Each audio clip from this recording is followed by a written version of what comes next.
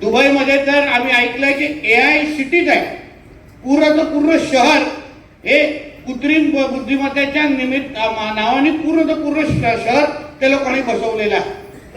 अन्य देश पण AIच्या माध्यमातून आपल्या देशातल्या महत्वाच्या प्रश्न सोडवण्यासाठी, प्रश्नांवर मात करण्यासाठी, विकसित देश होण्यासाठी AIचा वापर मोठ्या प्रमाणामध्ये आज करायला सुरुवात केली.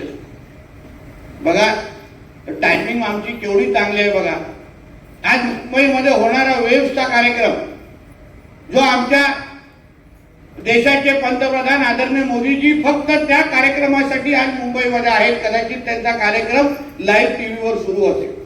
वेव्ह म्हणजे काय की टेक्नॉलॉजीचा वापर विविध क्षेत्रामध्ये, मग कंटेंट क्रिएटर्स असतील, विविध क्रिएटर्स असतील, AI असेल, त्या माध्यमातून सगळ्या लोकांना एकत्र करून आज मुंबईच्या BKC मध्ये तो कार्यक्रम होतोय.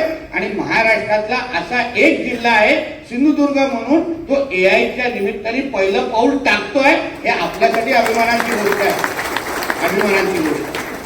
म्हणून ह्या सगळ्या गोष्टी तुम्ही प्रामुख्याने तुम्ही शिकून घ्या, समजून घ्या. यापेक्षा आता जे काही तुम्ही लोकांनी पाहिलं ते व्हिडिओग्राफी होईल, त्याचा व्हिडिओ विविध तयार होईल. प्रत्येक डिपार्टमेंट मध्ये काय बदल होतोय त्या बाबतीची व्हिडिओ आम्ही तयार करून आपल्या पद्धतीने माहिती पसरवण्याचा प्रयत्न करणार. म्हणून ह्या सगळ्या गोष्टीचा अभ्यास तुम्ही लोकांनी करायला पाहिजे. सिंधुदुर्गाचा पालकमंत्री झाल्यानंतर मी सर्वात महत्वाचं म्हणजे जेव्हा आमच्या प्रशासनाबरोबर बसलो की जिल्ह्याला विकसित जिल्हा करण्याच्या दृष्टिकोनातून आज आमच्यासमोर काय आव्हानं आहेत त्याचा पहिला आम्ही लोकांनी अभ्यास केला. इकडे आपल्याकडे मॅन पॉवर किंवा कर्मचारी कमी आहेत, डॉक्टर कमी आहेत, आपल्याकडे म्हणजे कर्मचाऱ्यांचा अभाव आहे, हा सतत आपण लोक विचार. मी साधारण याचा अभ्यास केला की सिंधुदुर्ग जिल्ह्याचे जवळपास 45 ते 55% आमच्याकडे कर्मचारी प्रत्येक डिपार्टमेंटमध्ये भरलेले आहेत सरासरी.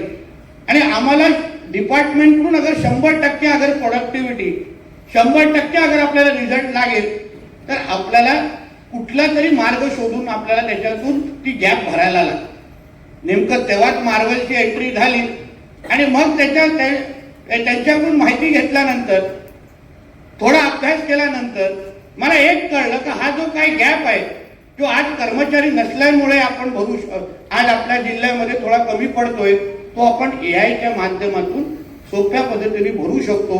आणि मग तो प्रवास आम्ही लोकांनी त्या निमित्ताने सुरू केलेला आहे.